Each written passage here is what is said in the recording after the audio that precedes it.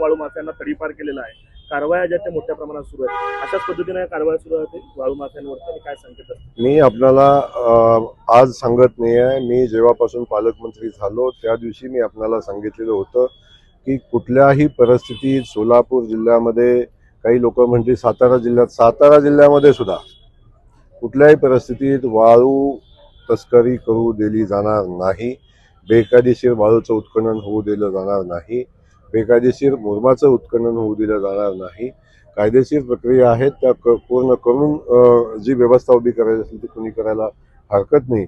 पण अशा पद्धतीनं कोण करत असेल तर तडीपारच नाही, MPID लावायचाही आपण सूचना दिलेल्या आहेत. कालच 3 दिवसापूर्वीच मी सगळ्या जिल्ह्यातल्या कलेक्टर, तहसीलदार, प्रांत, SP, DYSP आणि पोलीस स्टेशनचे इन्चार्ज अशी बैठक मी 3 दिवसापूर्वी केलेली आहे. आणि त्यावेळी मी संबंधित सगळ्याच यंत्रणांना सूचना दिलेल्या आहेत.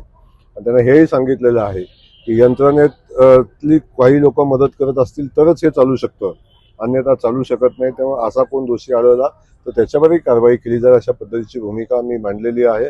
आणि आपण सगळेजण बघताय वाळू तस्करांच्या वेगानं कारवाई होते. आणि येणाऱ्या 8-10 दिवसाच्या 15 दिवसाच्या कालखंडामध्ये आपण बघाल की बऱ्याच वाळू तस्करांना जिल्हा सोडावा लागेल आणि बऱ्याच वाळू तस्करांना गजाच्या आड पण जायला लागेल.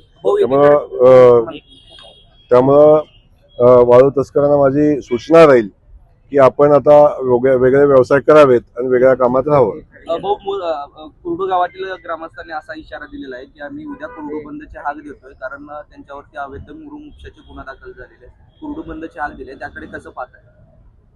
आपल्या सगळ्यांना मला सांगायचं की ग्रामस्थ बांधवांना माझी विनंती आहे की आपण ज्या काही गोष्टी आपण करतो त्या अगदी परवानगी घेऊन खूप सगळं करता येतं. तेव्हा आपण परवानगी केली पाहिजे, कायद्याचंही रक्षण केलं पाहिजे आणि चुकीच्या गोष्टीला आपण राजकीय स्वरूप पण दिलं नाही पाहिजे. या सगळ्या गोष्टीचा विचार आपण सगळ्यांनी केला पाहिजे. मला वाटतं मुरुम उत्खननाला सरकारनं कधी बंदी घातलेली नाही, फक्त परवानगी घ्यायचा विषय आहे.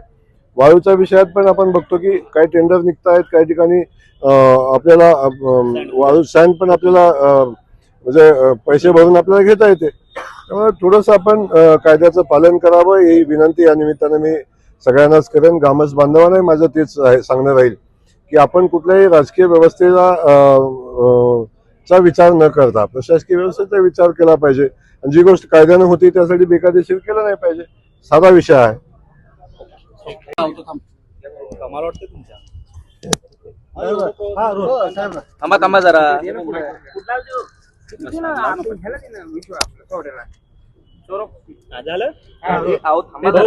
खरं तर आज सोलापूर म्हणजे मध्यरात्रीपासून सोलापूर शहर आणि जिल्ह्यामध्येच मोठ्या प्रमाणात पाऊस झालेला आहे. जवळपास 118 मिलीमीटर पावसाची नोंद झाली आहे.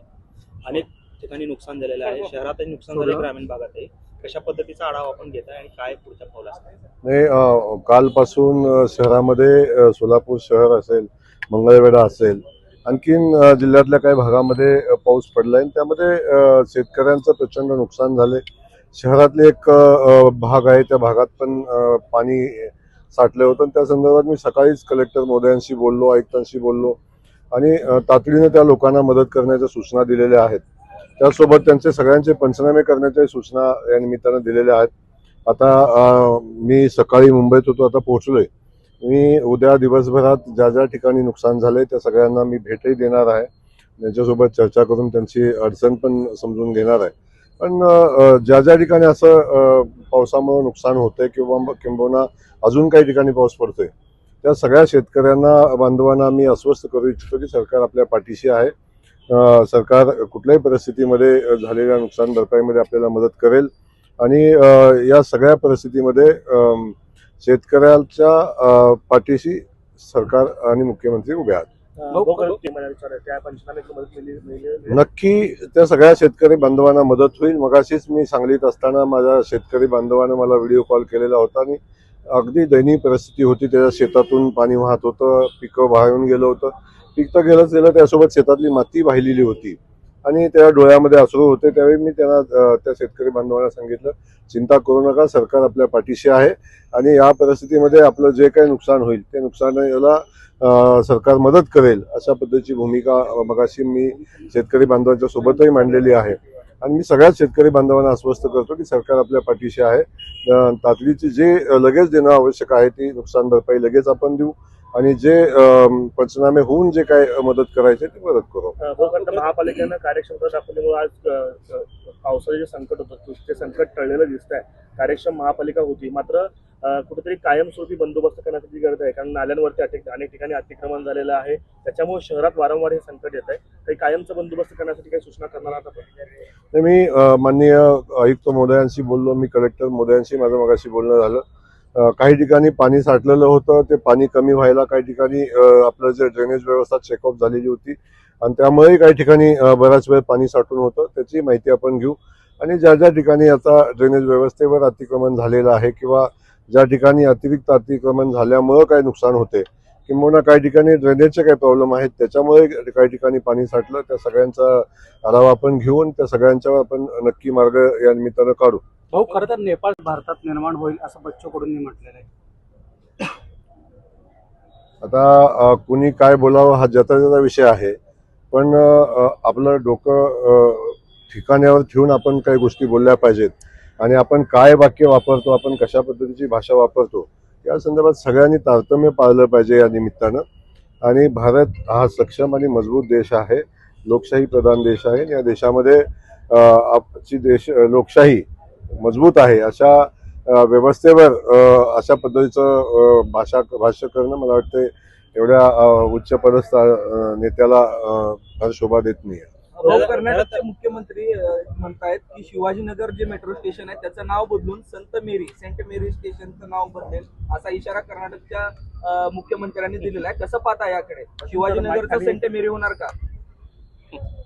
मला वाटतं अशा पद्धतीची विध्वंसकारी वृत्ती समाजामध्ये तेढ निर्माण करणारी वृत्ती असू नये. त्यामुळं त्यांनी जे काय म्हटलं त्याची माहिती मी घेतलेली नाही, पण अशा पद्धतीनं काही घडत असेल तर नक्की घडू दिलं जाणार नाही, चिंता करायचं काही काम नाही. हो, खरं तर अगदी रात्रभर हे लहान मुलांपासून वृद्धांपर्यंत हे रात्रभर पाण्यामध्ये पाहायला मिळाले लोक.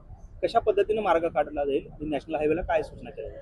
हे आपण बघितलं असेल, नॅशनल हायवेची कामं नुकतीच आता होत आहेत, काही ठिकाणी पूर्ण झालेली आहेत, काही ठिकाणी होत आहेत. त्यावेळी त्या हायवेचं काम करत असताना बऱ्याच ठिकाणी ड्रेनेज व्यवस्था, बऱ्याच ठिकाणी छोट्या मोठ्या पुलांची आवश्यकता होती, त्या अनुषंगानं कामं झालेली आहेत. तर झालेल्या कामाचे काही परिणाम भविष्यात काय होणार आहेत?